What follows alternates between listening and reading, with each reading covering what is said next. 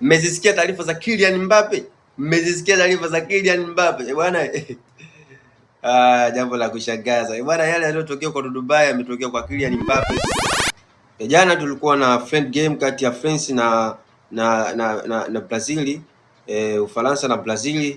Tumeshuhudia chuma zikitoka 2-1, Brazil akipoteza friend game jana, kupigwa goli 2-1 na Ufaransa, ambao Ufaransa goli zilifungwa na Ekitike pamoja na Kylian Mbappe, na huku Brazil chuma moja ikifungwa na Brema. Sasa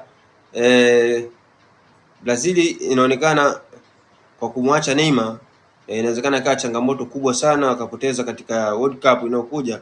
Kwa hatujui itakuwa vipi, lakini kwa huu tunavyoangalia huu pepo, Brazil ana uwezekano wa kupoteza kwa sababu Neymar anahitajika sana pale Brazil, lakini Ancelotti kamwacha Neymar kwa sababu zisizoeleweka, lakini timu inamhitaji sana Neymar kufanya good performance sana.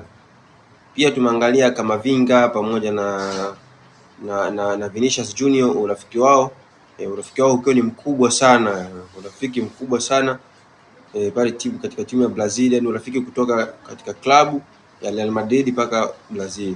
Pia mmezisikia taarifa za Kylian Mbappe? Mmezisikia taarifa za Kylian Mbappe bwana? Jambo la kushangaza bwana, yale yaliyotokea kwa Dubai yametokea kwa Kylian Mbappe.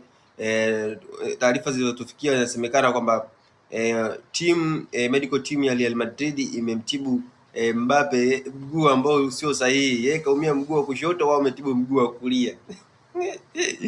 Bwana ni yale kama Duduba hapa Tanzania. Sio mchezo bwana, lakini Mbappe kazitolea hizo taarifa na kusema taarifa hizo sio sahihi. Mguu aliokuwa ameumia ndio huo mguu ambao medical team ya Real Madrid imemtibu. Hivyo kama ilivyofanyika hapa kwa Dubai. Alizozisema ni sio kweli, sio sahihi kwamba